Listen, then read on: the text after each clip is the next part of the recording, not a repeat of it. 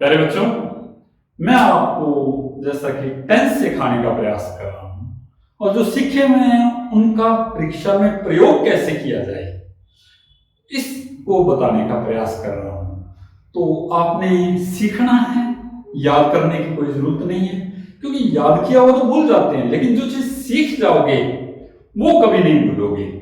तो अपने 8 टेंसों का अभ्यास कर चुके थे और आज जो है अपने 9वां टेंस करेंगे। ये है past perfect tense. Past perfect tense, तो देखें पास्ट परफेक्ट टेंस आपको जो है वैसे बताया था, नाम याद करने की कोई जरूरत नहीं, वैसे तो सिंपल सा है। जैसे Ram had eaten food, past perfect है, लेकिन परीक्षा में इस प्रकार से नहीं आता है।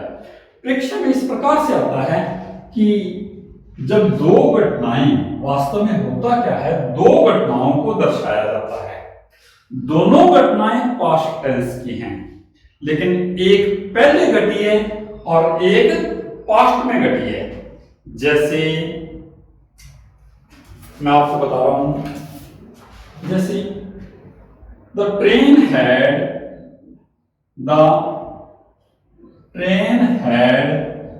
Left the station. The train had left the station before I reached there. देखिए, ध्यान दें कि यहां दो घटनाएं घटी हैं। एक तो द ट्रेन हैड रीच्ड, गाड़ी स्टेशन पर पहुंची। The train had left the station, left का मतलब छोड़ना, गाड़ी स्टेशन को छोड़ चुकी थी, गाड़ी जा चुकी थी।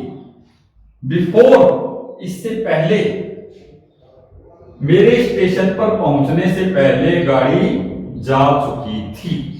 इसकी ये एंडिंग देखो, दो घटनाएं घटी हैं। एक तो मैं स्टेशन पहुंचा, दूसरी गाड़ी गई। देखकर बताओ कौन सी घटना पहले घटी। देखिए, गाड़ी चली गई थी, उसके बाद मैं पहुंचा। तो जो घटना पहले घटती है, पास्ट टेंस में पहले घट जाती है, वो तो होती है पास्ट परफेक्ट टेंस की, अर्थात उसमें हैड लगता है। अब दूसरे वाक्य में प्रेजेंट इंडेफिनिट का सेकंड फॉर्म। अब देखो आसान शब्दों में इसका प्रयोग कैसे करें। देखो निशानी है क्या, वाक्य के अंदर, परीक्षा के अंदर ब्लैंक दिया होता है, या तो इसका ब्लैंक दिया होता है हेड वाले का, या इसका सेकंड फॉर्म वाले का। अच्छा, अब देखें कि कैसे पता कैसे लगेगा। अब ये लगना है, देखिए वाक्य के अंदर आफ्टर या बिफोर दिया होगा, आफ्टर या बिफोर। अब अपने क्या करना है कि हेड प्लस थर्ड फॉर्म का प्रयोग आफ्टर मैंने क्या होता है, बाद में। आफ्टर मैंने क्या होता है, बाद में। हेड प्लस थर्ड फॉर्म का प्रयोग बाद में करना है। बचे हुए वाक्य में क्या करना है, सेकंड फॉर्म करनी है। बचे हुए वाक्य में किसका प्रयोग करना है, सेकंड फॉर्म करनी है। अच्छा, बिफोर, बिफोर मैंने क्या होता है, पहले। ट्रिक्स है, बिफोर का पहले, अर्थात हेड प्लस थर्ड फॉर्म का प्रयोग बिफोर से पहले होगा। बचे हुए वाक्य में क्या आएगी, सेकंड फॉर्म। इतनी सी निशानी है। अब देखो कि इसका पता कैसे जाए। देखें, कई बार बिफोर आता है, लेकिन ये पास्ट परफेक्ट टेंस नहीं होता। इसका पता इस प्रकार से करना है। देखिए, जैसे वाक्य के अंदर बिफोर आ गया है और यहां उसने ब्लैंक दे दिया है, तो अब अपने क्या देखेंगे, सेकंड फॉर्म। बिफोर के बाद यदि सेकंड फॉर्म यूज हुई है, तब तो क्या आ जाएगा, हेड प्लस थर्ड फॉर्म। और यदि आफ्टर आ गया, जैसे मैं एक आफ्टर वाला एक सेंटेंस लिखता हूं यहां पर, he went out, he went out after, he went out after the rain had stopped, he went out, the rain had stopped। वाक्य में आफ्टर आ गया, हैड प्लस थर्ड फॉर्म का प्रयोग बाद में आया है। अच्छा, अब देखें निशानी क्या है, बचे हुए वाक्य में सेकंड फॉर्म आएगी, ये सेकंड आ गई है। कई बार क्या करते हैं कि यहां पर हेड प्लस थर्ड फॉर्म तो दे देते हैं, सेकंड फॉर्म पूछ लेते हैं, तो ये निशानी है। लेकिन इसके अंदर कई बार चक्कर पड़ जाता है, वो ये है, दुविधा आ जाती है। क्या, एक वाक्य लिखता हूं, जैसे I get up daily before sunrise. Sunrise, अब देखो बिफोर आ गया तो बच्चे सोचते हैं अब क्या करें, ये क्या हुआ, वो यहां पर उसने ब्लैंक दे दिया, ये उसने ब्लैंक दे दिया, अब यहां क्या लिखें, देखिए बिफोर तो आया है, अब अपने बिफोर से पहले हेड प्लस थर्ड फॉर्म और बाद में सेकंड फॉर्म, इसमें सेकंड फॉर्म नहीं आई है, कंडीशन आई है सनराइज। ये दूसरी निशानी क्या है, डेली आई है। डेली का मतलब एक्चुअल एक्शन, एक्चुअल एक्शन वाला टेंस आपको बताया है, कौन सा है, अपने प्रेजेंट इंडेफिनिट फर्स्ट फॉर्म आएगी, ये इसमें अंतर है। आफ्टर और बिफोर दिया होगा तो एक वाक्य में तो क्या आएगा, हेड प्लस थर्ड फॉर्म, और दूसरे में क्या आएगी, सेकंड फॉर्म। तो इस प्रकार वाक्य को तुमने ध्यान में रखना है। अब देखिए और आगे बढ़ते हुए अपने नेक्स्ट टेंस करेंगे,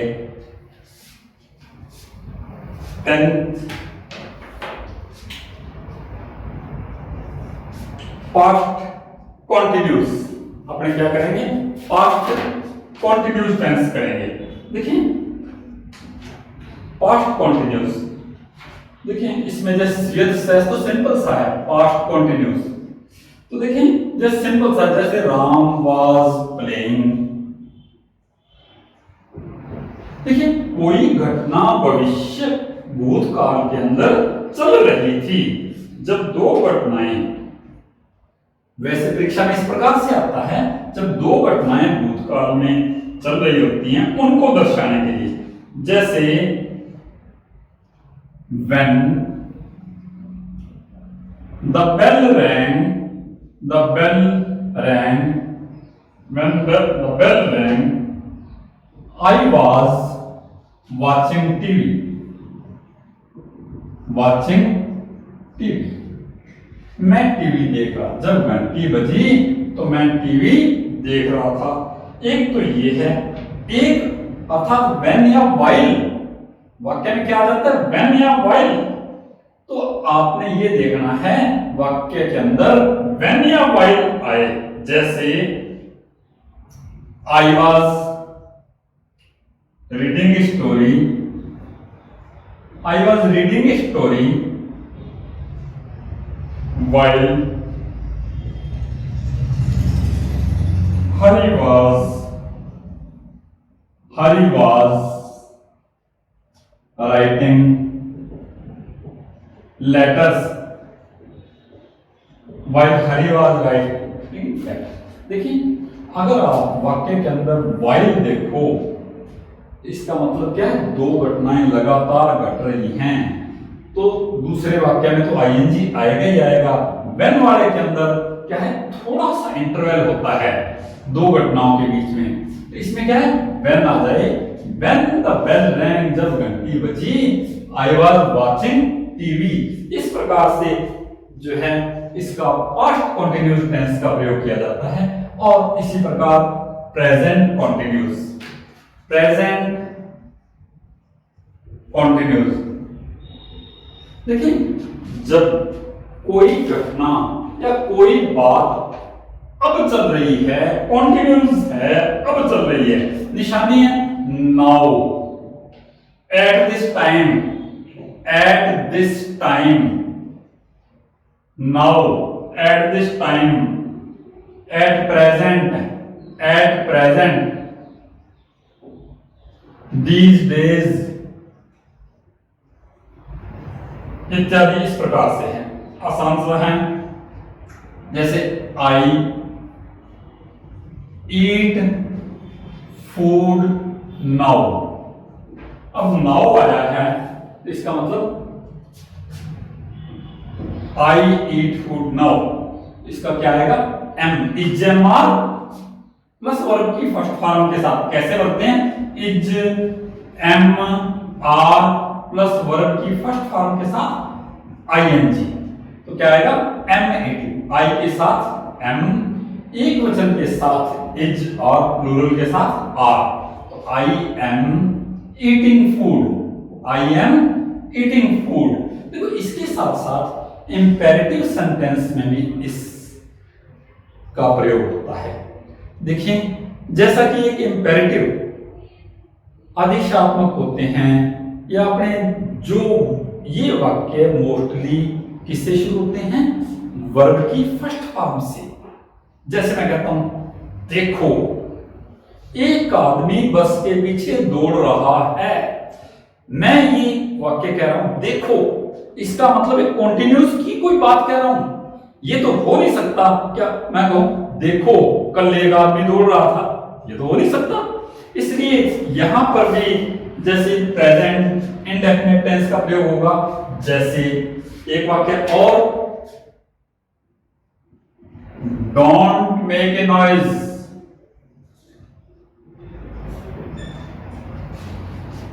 द चाइल्ड स्लीप। देखें, डोंट, शोर मत मचाओ, क्या है, बालक सो रहा है, द चाइल्ड इज स्लीपिंग, क्या आएगा, the child is sleeping. Simple सी बात है। इसके साथ साथ अब और देखें तो अब आप समझ गए होंगे, एक यदि कोई घटना अब जारी है, नाउ, एट दिस टाइम इत्यादि आए तो प्रेजेंट कॉन्टिन्यूस टेंस होता है, is am are plus verb की फर्स्ट फॉर्म, सबसे आसान है। दूसरी बात कहां प्रयोग में आता है, जब कोई इंपेरेटिव सेंटेंस हो। इंपेरेटिव वो होते हैं जैसे वर्ब की फर्स्ट फॉर्म से शुरू होने वाले, जैसे गो देयर, वहां जाओ, कम हियर, कम वर्ब की फर्स्ट फॉर्म से शुरू होने वाले हैं। डोंट में के साथ डोंट से भी शुरू होती हैं। Please give me your pen, कृपया मुझे अपना पेन दो। प्लीज तो वैसे आया, वर्ब की फर्स्ट फॉर्म तो give, please give me your pen, इस प्रकार से। अब और देखिए, जैसे फ्यूचर कॉन्टिन्यूस, 11th नंबर है आपका, 12th नंबर है future continuous. Future continuous, future continuous में यदि कोई काम भविष्य काल में हो रहा है, इसके अंदर क्या होता है कि फ्यूचर का भी हिंट होता है, टुमारो भी दिया होगा और एट दिस टाइम भी दिया होगा। इसमें क्या दिया होगा, टुमारो भी दिया होगा और एट दिस टाइम भी दिया होगा। जैसे you will be learning your lesson, you will be learning your lesson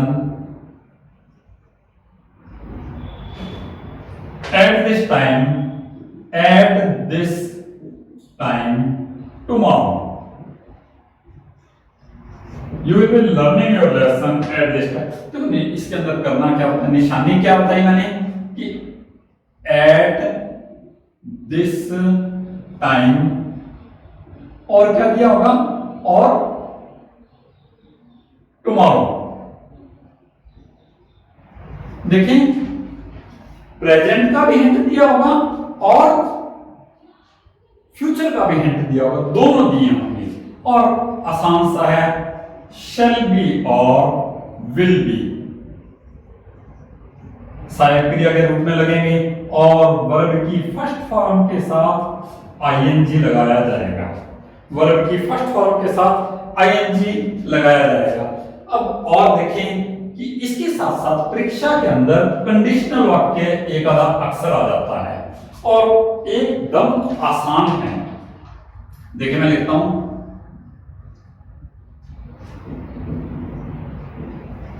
conditional sentences.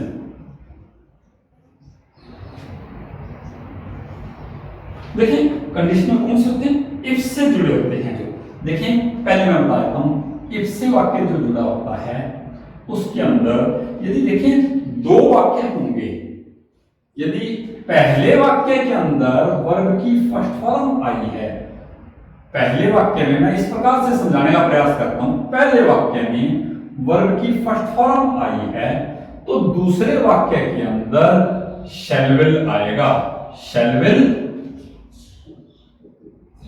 Plus verb की फर्स्ट फॉर्म। अब दोबारा देखें, इफ के साथ पहले वाक्य के अंदर सेकंड फॉर्म आई है तो दूसरे वाक्य में क्या आएगा? वुड, क्या आएगा?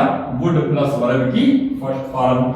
इसी प्रकार इफ के साथ यदि पहले वाक्य में वाज वर्ब आ गया है, यह भी पास्ट टेंस होता है जैसा कि आप जानते हो, तो दूसरे वाक्य के अंदर वही तरीका वुड प्लस वर्ब की फर्स्ट फॉर्म आएगी। और इफ के साथ यदि had plus third form I है, had plus third form I है तो दूसरे वाक्य में वुड हैव प्लस वर्ब की थर्ड फॉर्म आएगी। देखें कंडीशनल इस प्रकार की वाक्य यदि तुम चार बातें सीख लो तो तुम्हारा परीक्षा में एक वाक्य प्राय आ जाता है, ये सॉल्व हो जाएगा। कोई ज्यादा लंबा चौड़ा इसमें लेसन पढ़ने की जरूरत नहीं है, याद करने की केवल सीखने की जरूरत है। और इसके बाद वाला वीडियो जरूर सुने, क्यों? क्योंकि मैं सिखाऊंगा, याद किया हुआ भूला जा सकता है लेकिन सीखा हुआ नहीं, सारी आयु याद रहता है। देखिए इफ के साथ कंडीशनल में क्या है? इफ के साथ यदि फर्स्ट फॉर्म आए तो दूसरे वाक्य में क्या आएगा? शैल विल, क्या आएगा? शैल विल प्लस वर्ब की first form. Shell will model में आता है, मॉडल के साथ आपको जानते ही हैं कि फर्स्ट फॉर्म आती है। इफ के साथ पहले वाक्य में यदि सेकंड फॉर्म आई है तो दूसरे में क्या आएगा? Would plus first form. Was verb आया है तो भी वुड प्लस फर्स्ट फॉर्म। यदि इफ के साथ had plus third form I है तो दूसरे वाक्य में वुड हैव प्लस वर्ब की थर्ड फॉर्म आई है। अब मैं इसको आपकी प्रैक्टिस के लिए जैसे एग्जांपल लिख देता हूं, जैसे if you work hard, if you work hard, if you work hard you will pass, you will pass, if you work hard you will pass। if I knew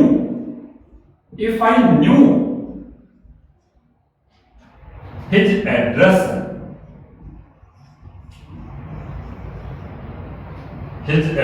I would give you, I would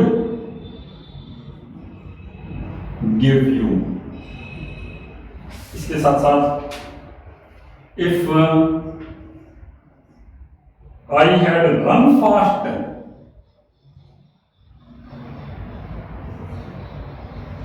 if I had run fast I would have caught the train, caught the train। तो इस प्रकार से देखें, जैसे मैंने ये वाक्य लिखे हैं, इफ के साथ वर्क हार्ड, यहां देखना है आपने इफ के साथ कौन सी फॉर्म आई है? फर्स्ट फॉर्म है, तो यहां क्या आएगा? शैल will plus first form. If के साथ हम क्या है? न्यू को आपने देखा कौन सी आई है? सेकंड फॉर्म आई है, सेकंड फॉर्म आई है तो क्या आएगा? वुड, सेकंड फॉर्म आई है तो क्या आएगा? वुड, और वुड के साथ क्या आएगा? First form. इसके साथ साथ देखें इफ के साथ क्या है? Had plus third form, run third form है, हेड के साथ थर्ड फॉर्म आती है, रन थर्ड फॉर्म आई है तो क्या आएगा? वुड हैव प्लस वर्ब की थर्ड फॉर्म। तो इस प्रकार से आप ये वाक्य भी, इनमें से एक आधा वाक्य आ जाता है और थोड़ा सा अभ्यास कर जाओगे तो आप सीख जाओगे। सीखने से क्या होगा? आपको एक निगाह मिल जाएगी, जहां पर भी आप ये सेंटेंस पढ़ोगे आपके तुरंत ध्यान में आ जाएगा। और इस प्रकार से अपने सीखने सिखाने का सिलसिला चलता रहेगा। लाइक अवश्य करें प्यारे बच्चों। थैंक्स। कल कल मैं आपको अभ्यास कराऊंगा। अभ्यास करना जरूरी है। तो इसलिए एक बार फिर आपसे विदा लेते हुए थैंक्स।